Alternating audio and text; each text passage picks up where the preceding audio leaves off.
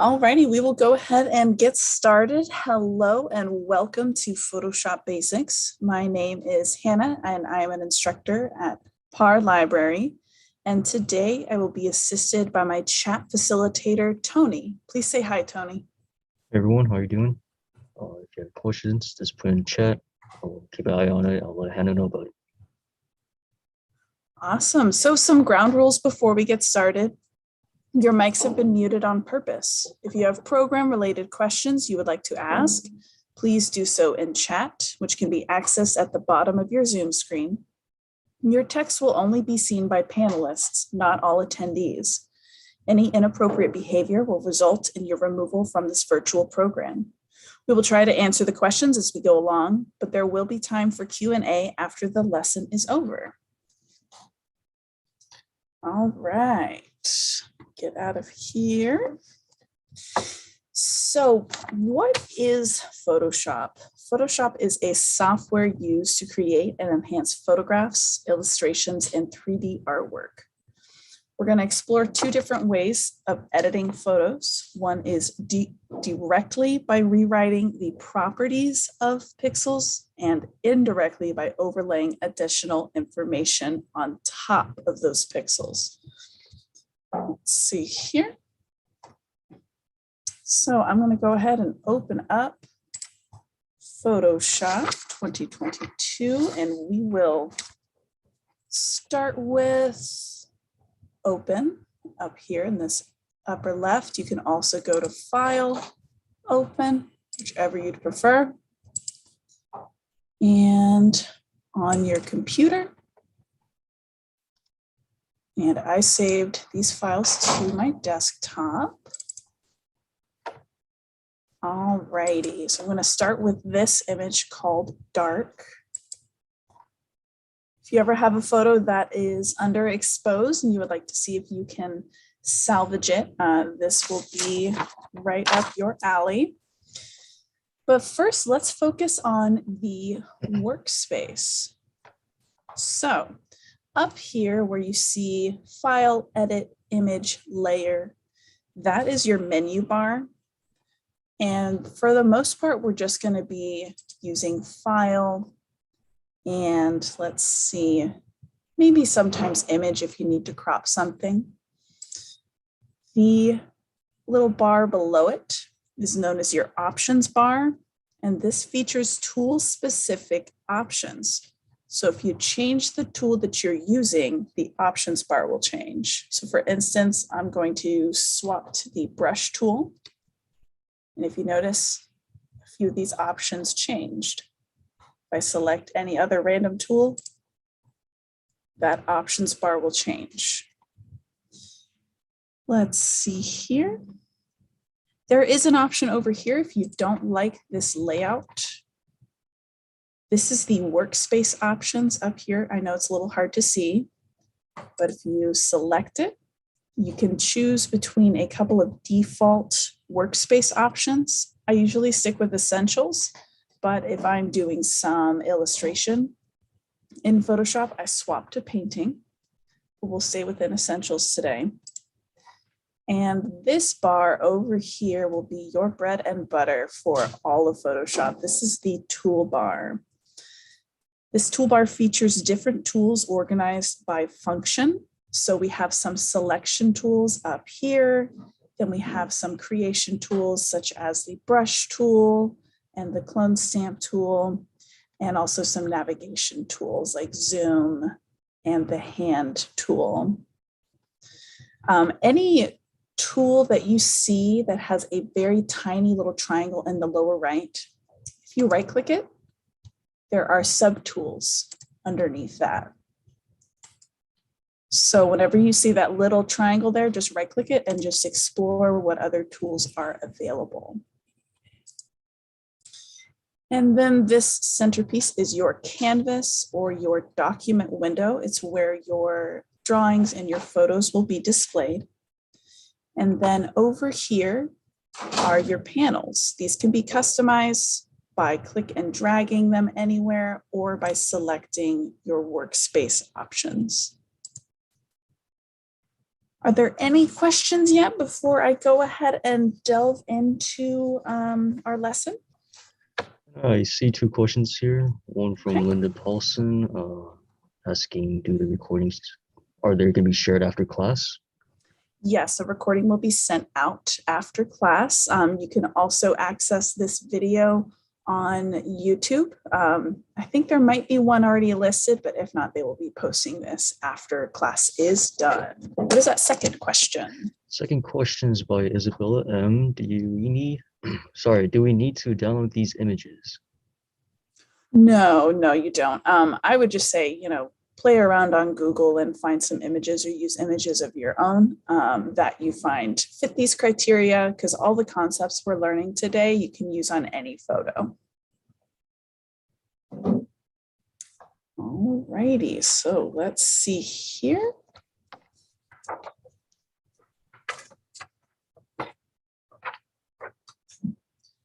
So for this photo, it is underexposed. So let's say I wanted to increase the light, the brightness on this photo.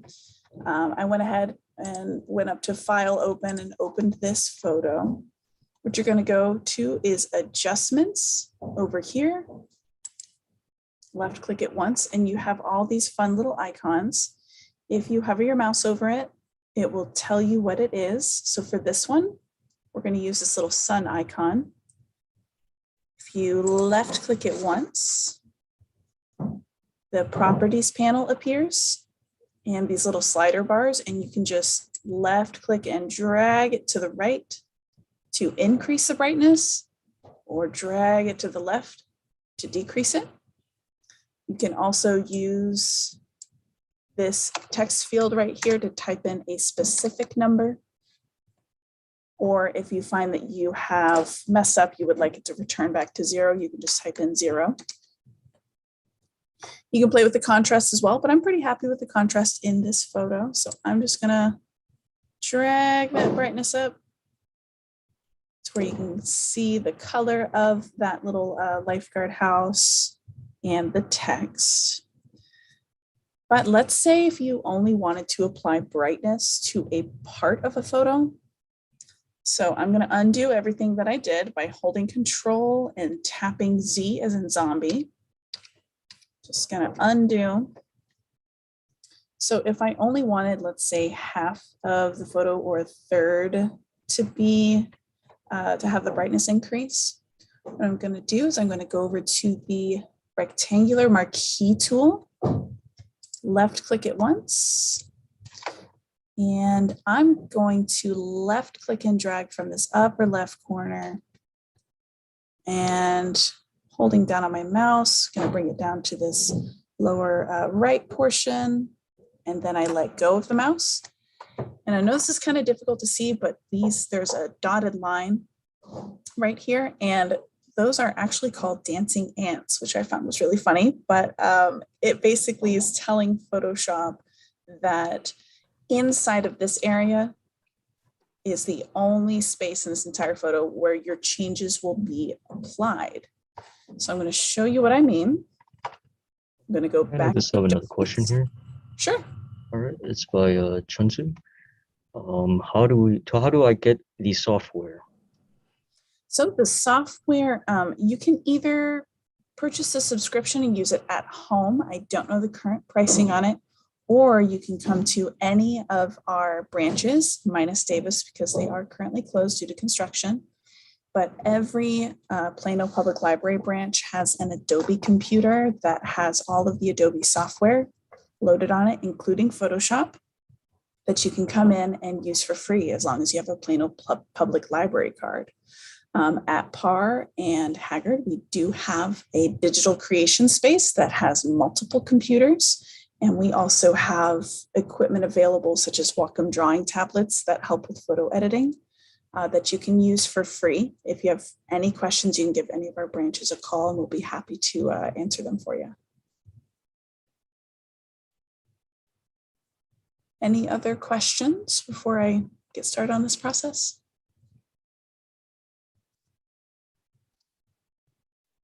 Looks like it's it for now. Okay, awesome blossom.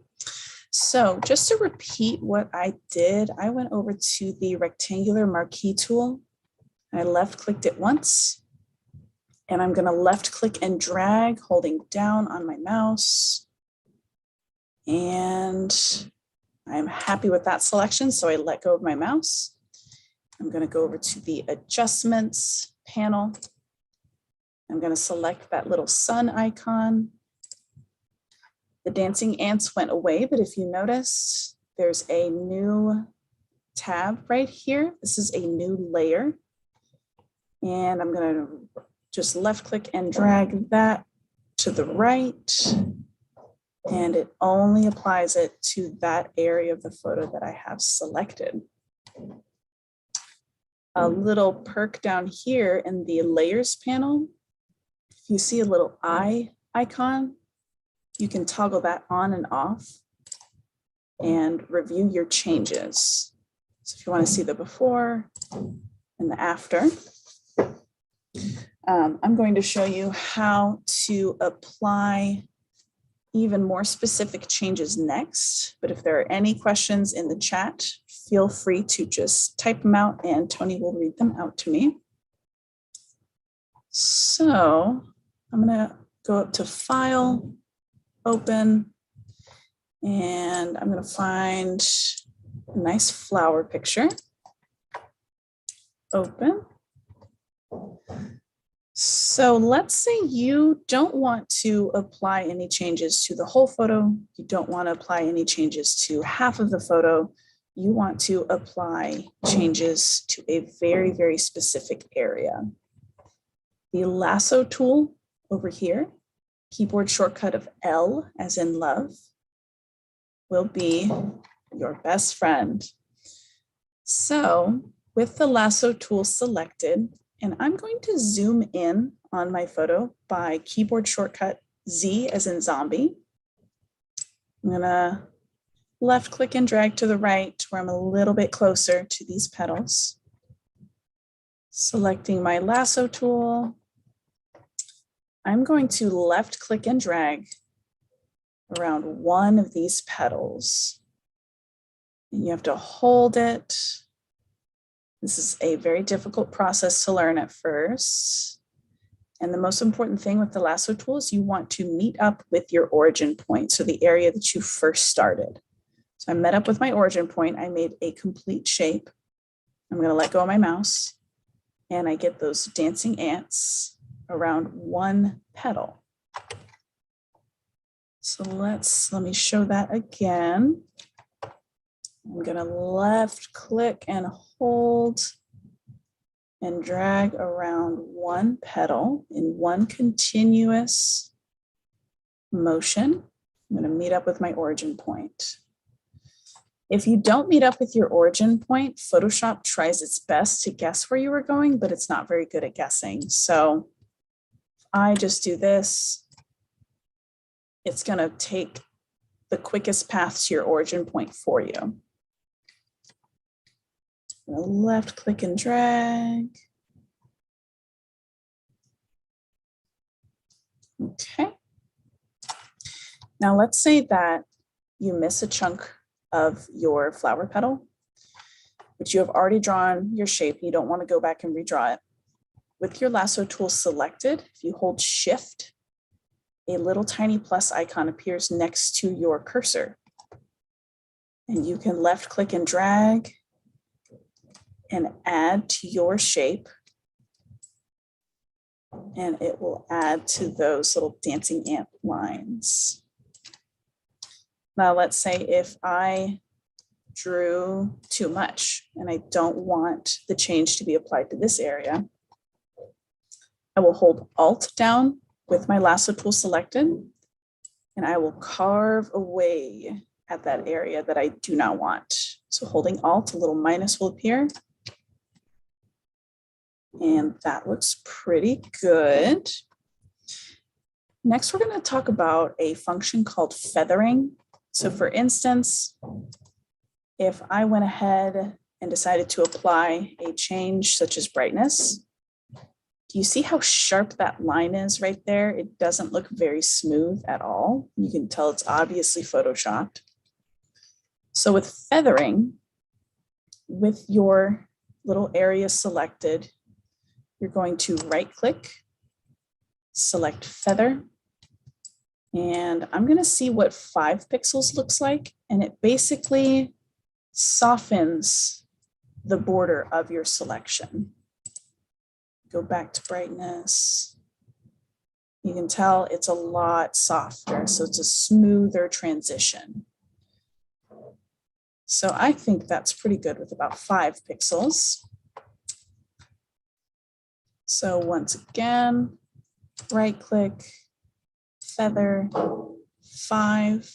And instead of changing the brightness or the contrast, I'm going to go to Hue and Saturation.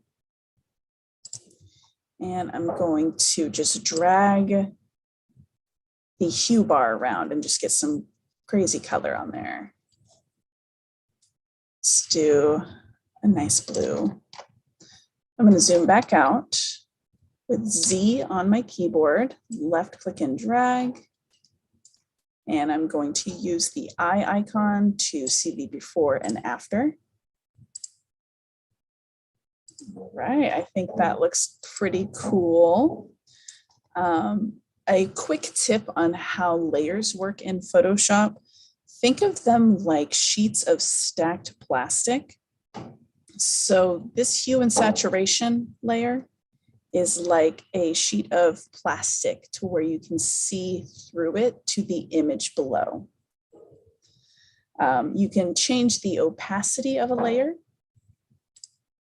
by dragging it down, making it a little more faint, or you can just turn the layer off altogether. Are there any questions about that lasso tool process?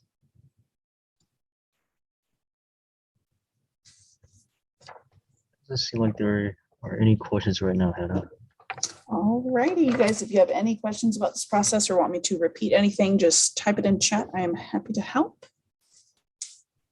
Okay, so next, we go to File, and we go to Open.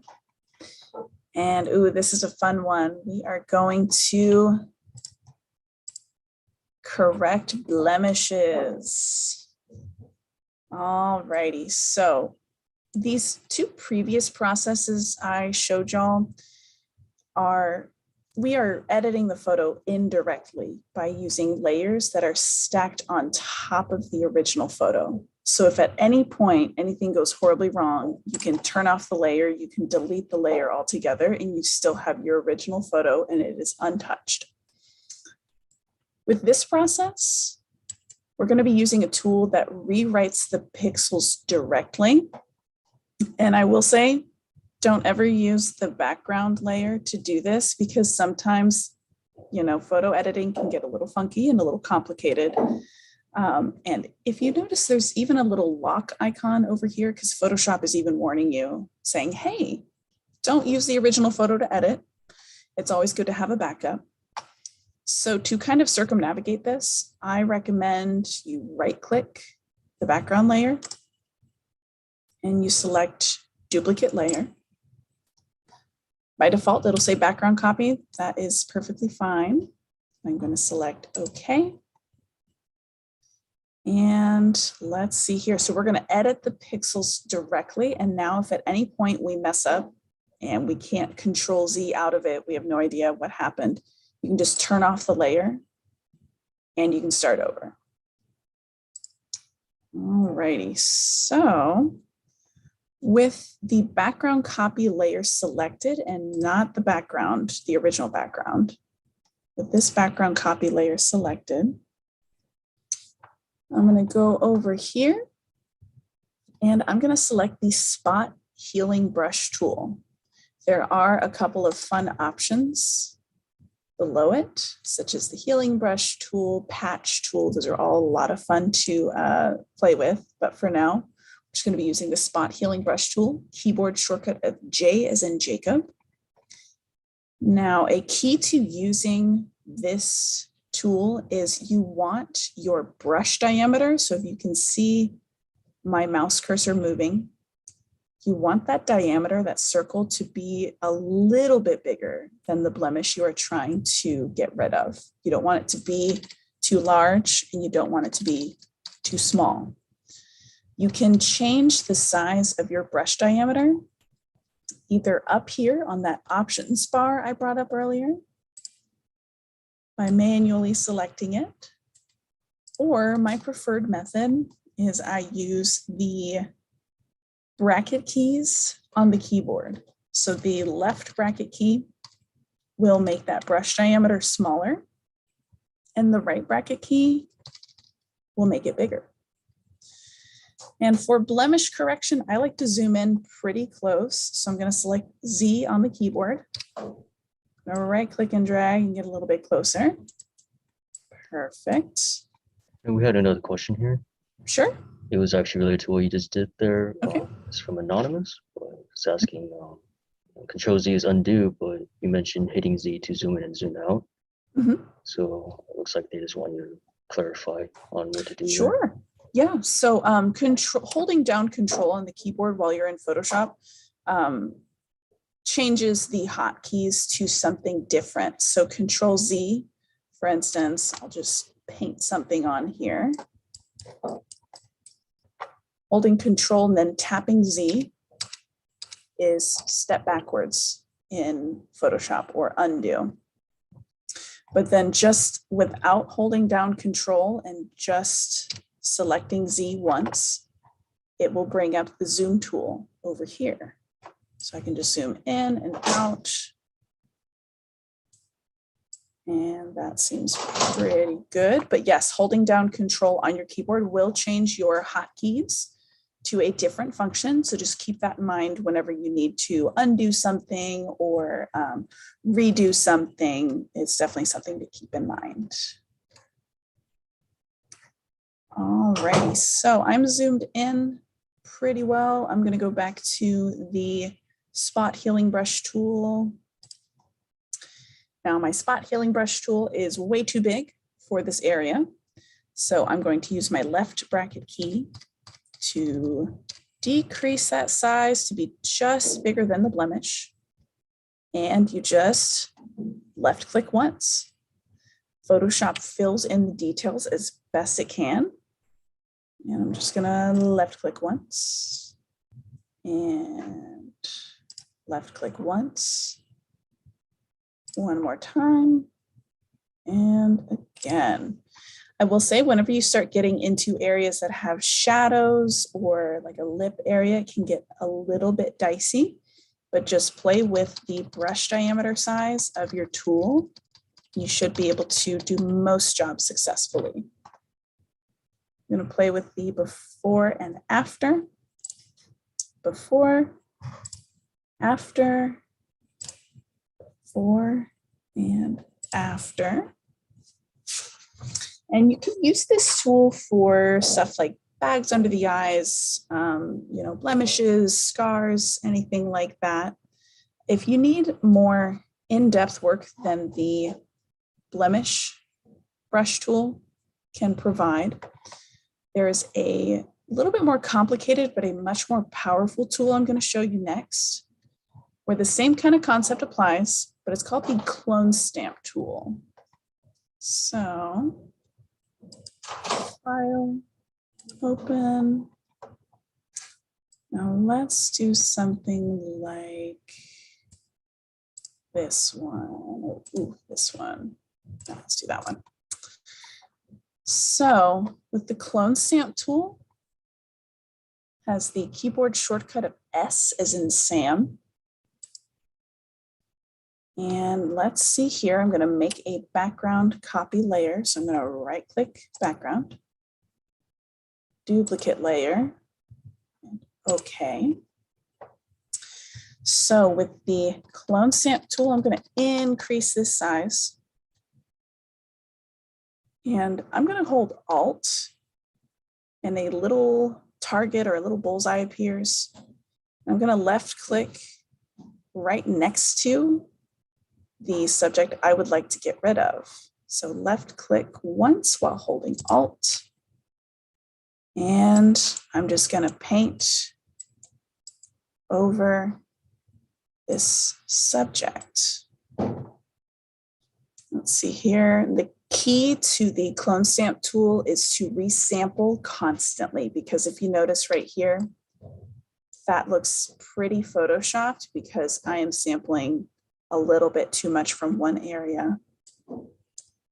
So sample from up here. I'm going to hold Alt, left click, get one of those in there, Alt, left click, and then just kind of paint over that subject. Now this is where that options bar up here is going to come in handy. So I like to sometimes play with the opacity of this clone stamp tool just to create a lot more smooth blended areas where it'll look a little bit more natural. You have to layer it on a little bit, slowly carve away at the object or the person you would like to erase. Let's see here.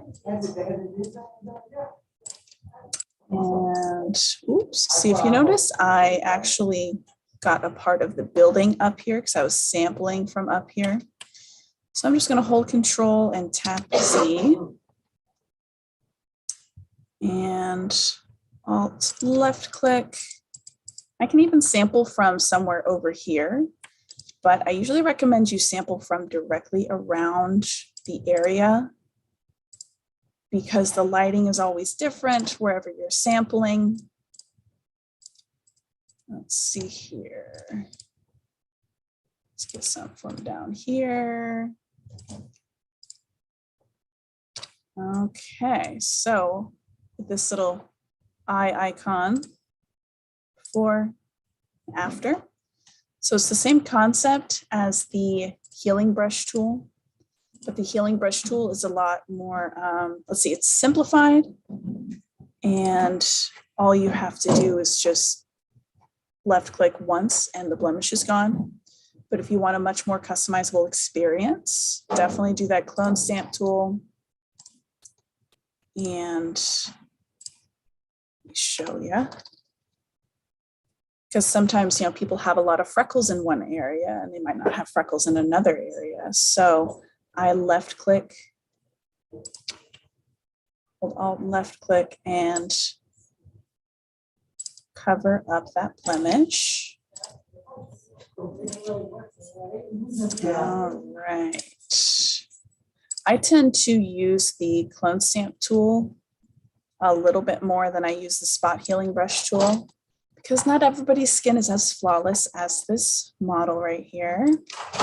And it's also a way to really learn Photoshop a little bit more of a complicated way, which I always enjoy. Are there any questions about that process? I know we just got a question in from Anonymous asking, can the healing tool eliminate some of the wrinkles in her forehead? Ooh, that's a good point. Let's try it out. So I'm just gonna make a new layer. Okay, so let's see what happens. The healing brush. All right, let's see if it can do it. I'm gonna click and drag. Oh, whoops, my bad, I had another layer on. All righty, let's undo that.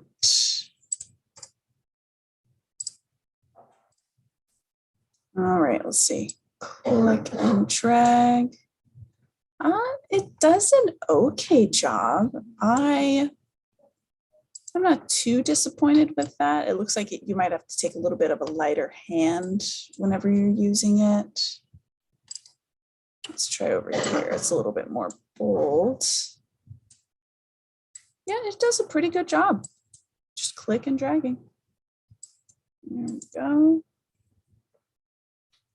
Let's see, right up here. And whoop, there we go. Yeah, before, after. All righty. Any other questions?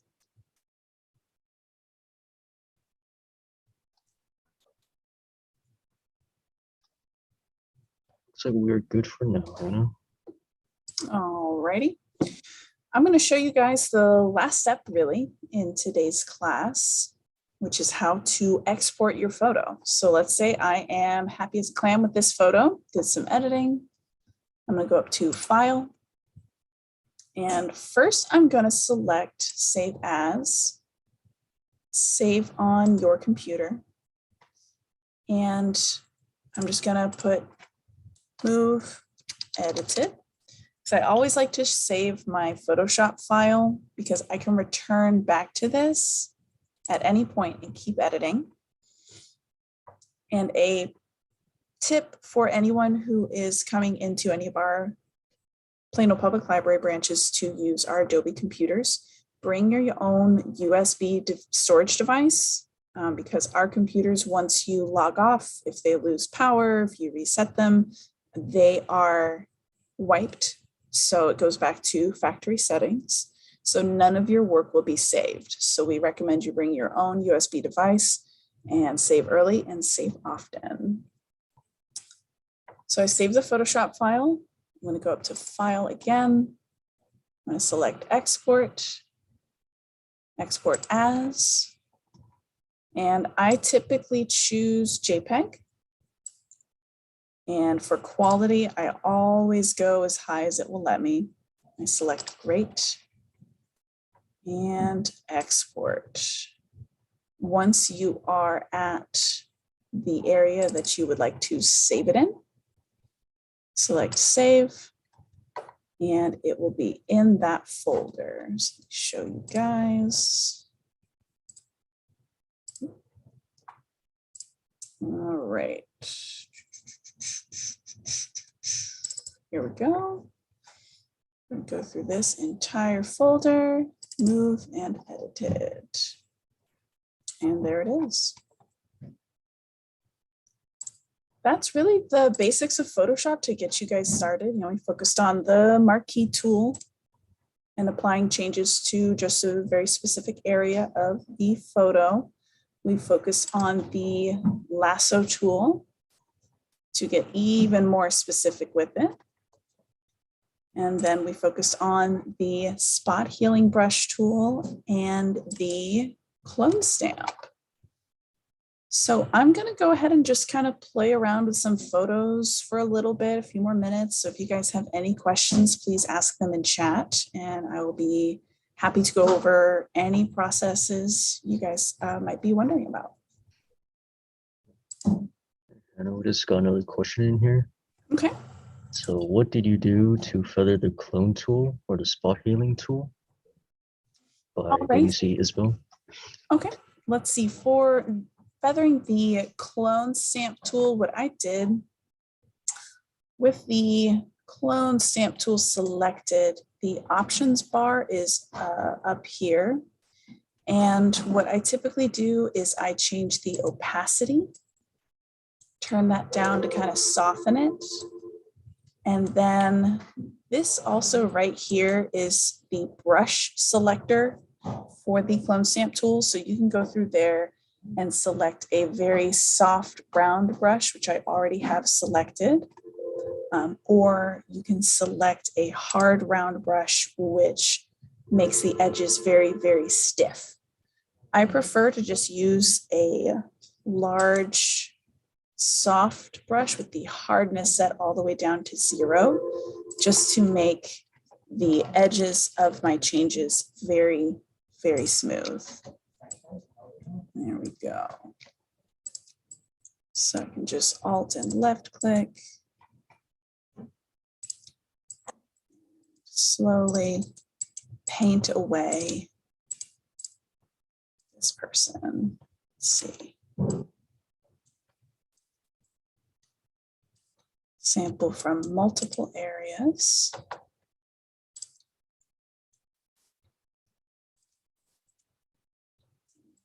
Yes, good question. If you guys have any more, please ask them.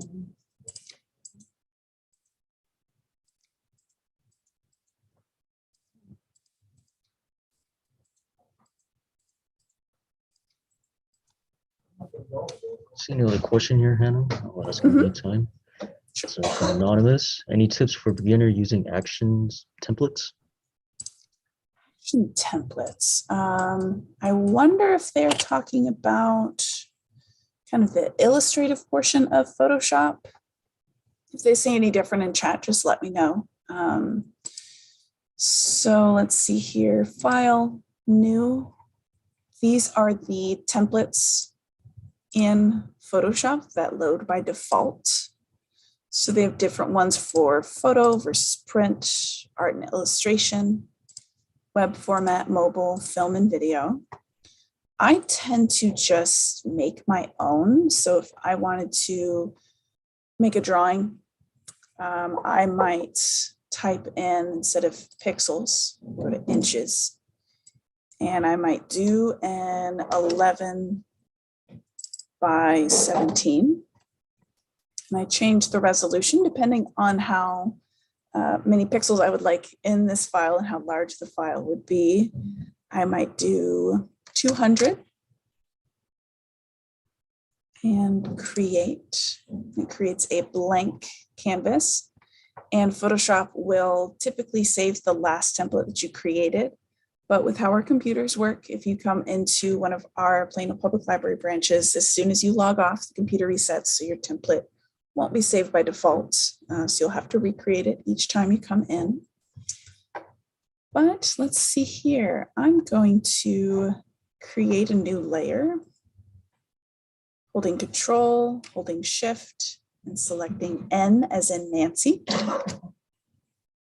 And I'm going to title this layer Sketch. If you never want to draw on the background layer. So let's see here. I'm going to select the brush tool over here, keyboard shortcut of B as in boy. And I'm going to increase my brush size. And I can just draw whatever I would like. Go up here, change the brush to something a little more textured. Awesome. If I wanted to change the color, go over here to the foreground color picker. Select that. And go for a nice blue.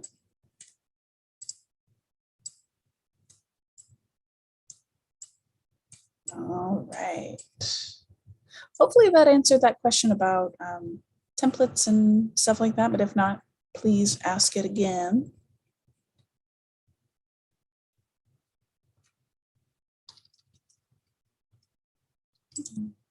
Erase that. Keyboard shortcut of E as in Edgar.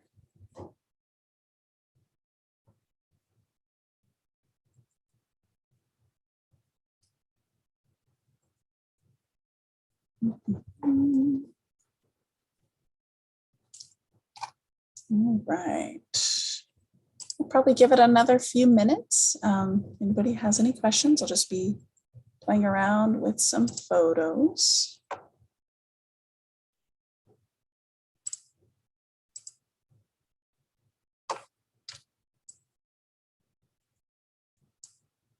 Let's change the brightness of this. A little bit brighter.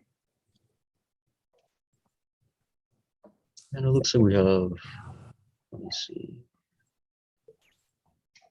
some clarification on the template. Okay. By Brittany Garcia. For example, I buy a template already made, like a frame of smoke, and put it over a specific photo. That is a good question. I personally have never done that before. Let me see. I know you can convert an image to a specific size. So let's see. So I think That's probably the closest I could get to it is image size. See, the original is 7 by 4.5. So I could try, let's see, change the pixels per inch to be 200. Photoshop is thinking about it. All right, so I increased the image size. It's a little bit pixelated, but Photoshop did its best. But I don't know, unfortunately, about applying a template to an already created image. I'm sure it's something similar as possible, but that's about as close as I can get to it.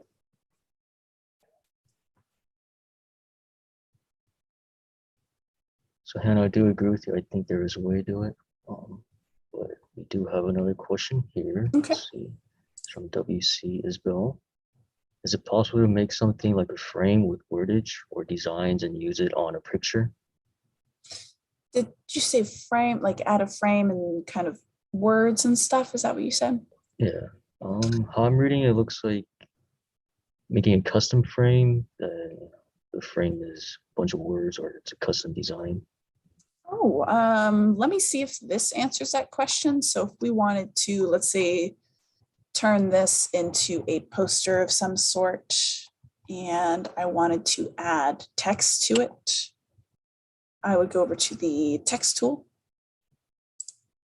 And let's see, it's got to think about it. Here we go. And then I left click and drag a text box. And I'm going to type in, you can't see it right now, testing 1, 2, 3.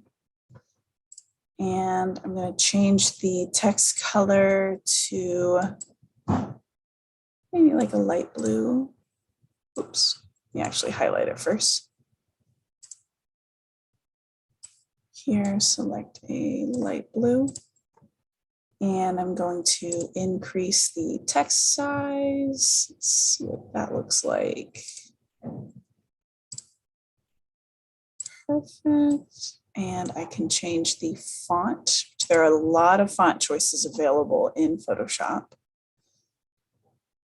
So let's go with this cool font right here.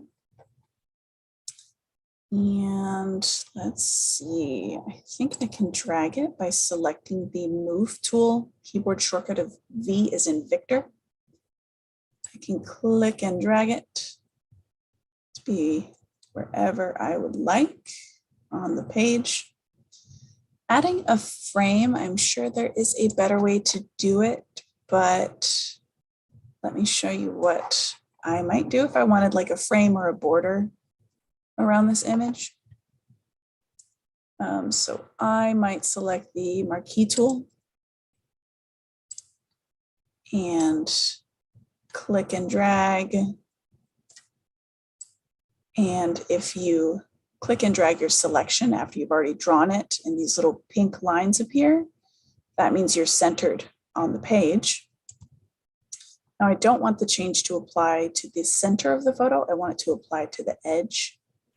So I'm going to right click, select inverse. And then you'll see it just has this nice border going. I'm going to right click and let's see here. I have to form a new layer, Control Shift N. And I'm going to fill in this selection with, let's say, that same color. So right click, fill. And if you notice, if you hover over a specific area of your photo, a little eyedropper tool appears. That is your color picker. So I'm going to select foreground color. And I'm going to select that little blue within that text and hit OK. And it looks like that filled in perfectly. Hopefully that's what the person meant. If not, my apologies. We'll have time for one more question if there are any.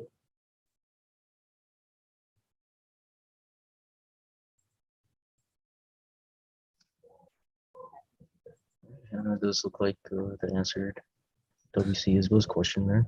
Okay, perfect, perfect.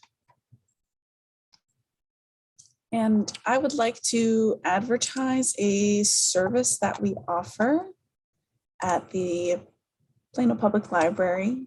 Let's see here.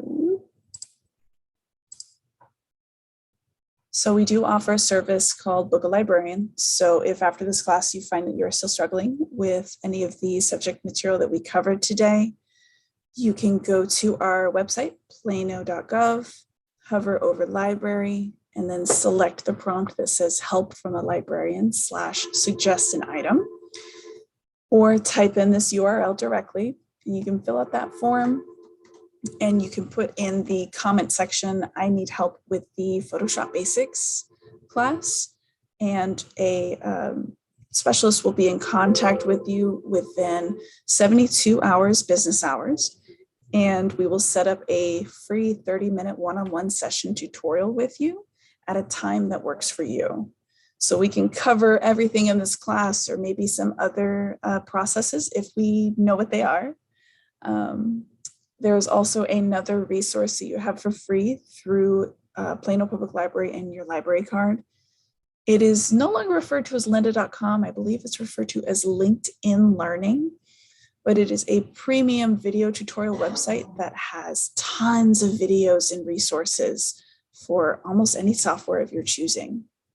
I recommend the Photoshop 2022 Essential Training by Juliana Cost. All of her stuff, she covers a lot of the basics and even fun stuff like photography and design. But all you have to do is log in with your Plano Public Library card, and you can save playlists, and you get certificates once you finish a course. So that is an awesome resource that I love promoting within the Plano Public Library. And if there are no other questions, thank y'all so much for attending. We appreciate you. Just check out our website, planolibrary.org, and check our calendar for more fun classes like this. So I'll go ahead and end the session here. All righty. Thanks y'all for attending. Okay, take care, everyone. All right.